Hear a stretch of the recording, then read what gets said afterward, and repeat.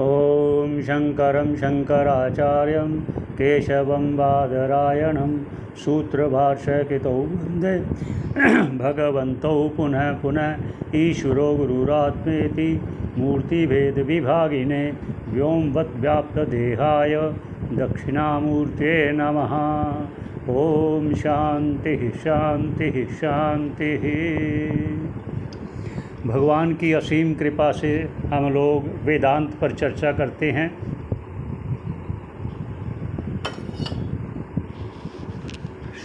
श्रोतागणों में एक शर्मा जी हैं, उनकी इच्छा हुई कि ब्रह्म सूत्र पर भी कुछ चर्चा हो जाए, तो आज चर्चा ब्रह्म सूत्र पर करते हैं। तो ब्रह्म सूत्र जो है ये सूत्रबद्ध होते हैं। तो सूत्र किसे कहते हैं, पहले ये भी कहते हैं। सूत्र कहते हैं अल्प अक्षरम, जो अल्प अक्षर हो। अल्प अक्षरम असंदिग्धम, ये जो कहा गया ना सूत्र, जैसे योग सूत्र है और धर्म सूत्र है, ऐसे ही ब्रह्म सूत्र है। लेकिन ब्रह्म सूत्र और वो धर्म जिज्ञासा सूत्र में अलग है, इनके दोनों के फल अलग हैं और योग सूत्र का अलग है। इसलिए ये कह देते हैं सूत्र तो सूत्र है, सूत्र का अर्थ कह रहे हैं बस, और नहीं है। बाकी चर्चा उसकी किस विषय में होगी वो अलग कहेंगे। अभी जो कह रहे हैं वो बोला ना ब्रह्म सूत्र, इसलिए सूत्र क्या है वो कह रहे हैं। जो अल्प अक्षर हो, अल्प अक्षरम असंदिग्धम सारवत विश्वतो मुखः, विश्वतो मुखम अस्तोभः अनवद्यम, अस्तोभ अनवद्यम सूत्रम सूत्रविदो विदुः, जो सूत्र के जानकार हैं, सूत्रबद्ध करने वाले हैं, उन्होंने कहा है ये सूत्र का अर्थ। एक बार फिर कहते हैं अल्प अक्षरम, जिसमें अक्षर बहुत कम होंगे, जैसे अथा तो ब्रह्म जिज्ञासा, इतना सूत्र है। और इस पर क्या कहते हैं, कम से कम अक्षरों, अल्प अक्षरम असंदिग्धम, जिसमें संदेह ना हो, बस जो अर्थ कह रहे हैं वही अर्थ हो। ये नहीं है कि इसका ये भी हो सकता है, ये भी हो सकता है, ये भी हो सकता है, इसलिए वो शंका होगी। कैसे शंका होगी? यार कोई कहे यार ये सर्प है, कहते नहीं यार मुझे तो माला लग रही है। कोई कहे नहीं यार मुझे तो भूछिद्र लग रहा है। ये देखो ये तीनों का अलग अलग हो गया ना, तो ये संदेह हो गया। जहाँ संदेह होगी वहाँ जिज्ञासा होगी कि इसको कैसे शांत किया जाए, इसको दूर कैसे किया जाए, ये मतलब है। शांत मतलब इसको दूर किया कैसे जाए। तो फिर जब उन्होंने प्रकाश किया, टॉर्च किया, ओहो ये तो रस्सी है। अब जो तीनों जो कहने वाले हैं कि मुझे सर्प लग रहा है, दूसरा कहता है मुझे माला लग रही है, तीसरा कह रहा है मुझे भूछिद्र लग रहा है, तीनों का वो संदेह जाता रहा, इसको असंदिग्धम। तो आगे क्या बोलते हैं, सारवत, जो सार भाग कहे, सार सार दर यथार्थ, जो सत्य है उसको कोई उसको झुठला ना सके, कुछ को अन्यथा ना कर सके। विश्वतो मुखः, जिसका बड़ा ही गहरा, बड़ा ही विस्तार किया जाने वाला अर्थ हो सकता है। आगे अस्तोभ अनवद्यम, जो निर्दोष है, जिसको हम इग्नोर नहीं कर सकते, उसको सूत्र कहते हैं, सूत्रकार। ये हो गया सूत्र का अर्थ। तो अब ब्रह्म सूत्र शुरू करने से पहले दो बातें और कहते हैं। वो इसलिए कहते हैं कि वो भी कहना आवश्यक है, अगर अवश्य ना होता तो ना कहते। कई बार ऐसे है श्रोतागण ये ना सोचें कि ये क्यों बिना मतलब की बात कर रहे हैं, ब्रह्म सूत्र कहा तो उसी पर चर्चा होनी चाहिए। ऐसा नहीं होना चाहिए, क्योंकि जो कहने वाला है, जिसने गुरुमुख से श्रवण किया है, वो विधि और विधान से, वो प्रक्रिया से ही कहना चाहिए, उसे कहना चाहिए। इसलिए पहले मंगलाचरण होता है, उसका भी हमने मंगलाचरण किया। क्यों? क्योंकि ये परंपरा है, परंपरा को कभी भी छोड़ना नहीं चाहिए। मंगलाचरण है जो हमने कहा ओम शंकरम शंकराचार्यम, ये मंगलाचरण है, ये आवश्यक है।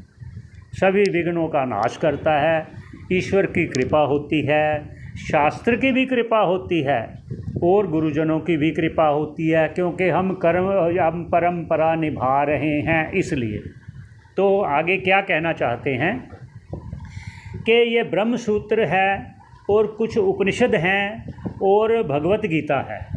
इन तीनों को ही वेदांत में प्रस्थान त्रयी कहा गया है कि इसके द्वारा गुरुमुख से इनका मतलब ये उपनिषद, भगवत गीता और ब्रह्म सूत्र का श्रवण करने के बाद गुरुमुख से श्रवण करने के बाद उस पर चिंतन करना चाहिए कि जो हमने श्रवण किया है उस पर चिंतन नहीं करोगे तो आपका श्रवण व्यर्थ तो नहीं होगा। आज नहीं तो कल, कल नहीं तो अगले जन्म, अगले जन्म तो अगले जन्म, वो आपको फल देकर रहेगा। ये निश्चित है, ये पक्का है, ये दृढ़ निश्चय है। इसलिए कहते हैं अगर आप उसका पूरा लाभ लेना चाहते हो तो श्रवण के बाद चिंतन अवश्य करना चाहिए। इसलिए उन्होंने कहा है श्रवण मनन निधिध्यासन अवश्य चाहिए, तब जाकर आप उस परम पद को प्राप्त करोगे जो भगवान कृष्ण जी बार बार कह रहे हैं, सा ना पुनरावर्तते। मतलब जिसने ऐसी स्थिति प्राप्त कर ली है, सा वह साधक, वह ज्ञानी, ना पुनरावर्तते, वो फिर पुनः जन्म मरण के चक्कर में नहीं पड़ता। ये भगवान की वाणी है और भगवान की वाणी ही शास्त्रों की वाणी है, वेद की वाणी है, वही गुरुजनों की वाणी है। इसलिए ये कहा। अब दूसरी बात कि इसका एक क्या प्रकार क्या है, अध्ययन की विधि क्या है, वो कहते हैं गुरुजन के पहले उपनिषदों का श्रवण करना चाहिए। उपनिषदों का श्रवण के बाद भगवत गीता का श्रवण करना चाहिए। भगवत गीता का श्रवण करने के बाद ही इस ब्रह्म सूत्र की बारी आती है। अर्थात इन दोनों के बाद, उपनिषद और भगवत गीता के बाद, ये ब्रह्म सूत्र का गुरुमुख से श्रवण करना चाहिए तो बहुत ज़्यादा लाभकारी होगा। ऐसा क्यों? ऐसा इसलिए कि जो उपनिषद वाक्य हैं, जो भगवत गीता के श्लोक हैं, उनको कोट किया गया है। तो अगर वो आपने पहले श्रवण नहीं किया तो जब यहाँ वो बात आएगी तो बात आपकी बुद्धि में नहीं बैठेगी, इसलिए कहा गया। तो फिर भी सुनने वालों की श्रद्धा को देखते हुए अब शुरू करते हैं संक्षेप में ब्रह्म सूत्र। तो एक बार फिर परमात्मा को याद करते हैं। बोल सियावर रामचंद्र भगवान की जय। ये सूत्र पहला है अथातो ब्रह्म जिज्ञासा। ये पहला सूत्र है ब्रह्म सूत्र का। तो वो क्या कहते हैं? अथातो ब्रह्म जिज्ञासा। ये एक सूत्र है, इसका पहले पदछेद करते हैं। पदछेद के बाद फिर उसका अर्थ होता है। पदछेद नहीं करेंगे तो उसका अर्थ हमें नहीं पता चलेगा। तो क्या है? अथातो ब्रह्म जिज्ञासा, ये सूत्र है पहला ब्रह्म सूत्र का। ये भगवान वेद व्यास जी द्वारा रचित है। वेद व्यास जी ने 4 सूत्र का निर्माण किया। उसके ऊपर आज शंकराचार्य जी ने, भगवत पाद जी ने उन पर भाष्य लिखा। और भाष्य लिखा, उसके लिए इन सूत्रों पर स्वामी उस भाष्य को लेकर, उन सूत्रों को लेकर पूज्य स्वामी भारती तीर्थ जी महाराज जो श्रृंगेरी मठ के थे पहले, उन्होंने उस पर अधिकरण सार लिखा सूत्रबद्ध। वो सूत्रबद्ध अधिकरण सार लिखा है। तो उस पर ब्रह्म सूत्र एक ऐसा ग्रंथ है जिस पर बहुत टीका लिखी गई है। टीका इसलिए लिखते हैं कि जो भगवत पाद जी के भाष्य को, सूत्रों को नहीं समझ पाए, उनको और सुखपूर्वक बोध हो जाए, इसलिए महापुरुषों ने, जो आचार्य जी हुए हैं, जैसे अपने अभी अभी बोला भारती तीर्थ जी महाराज हुए, और बहुत से संतों ने इस पर भाष्य लिखा। कम से कम 14-15 भाष्य लिखे गए हैं। इसलिए मुख्य रूप से रतन प्रभा है, और भी है, इस पर टीका लिखा गया है। टीका है ये, भाष्य सिर्फ भाष्यकार जी ने ही किया। तो भामतीकार जी ने भी भामती टीका लिखा गया है, और उस पर कल्पतरु भी है, परिमल टीका भी है, ताकि जो जिस अपनी क्षमता है जिसकी, वो उसको ग्रहण कर सके, किसी प्रकार बोध हो जाए, ये मतलब है बस। तो आगे चलते हैं।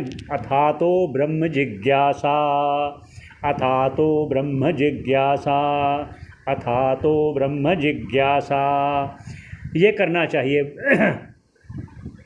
तो आगे चर्चा करते हैं अथा तो ब्रह्म जिज्ञासा की।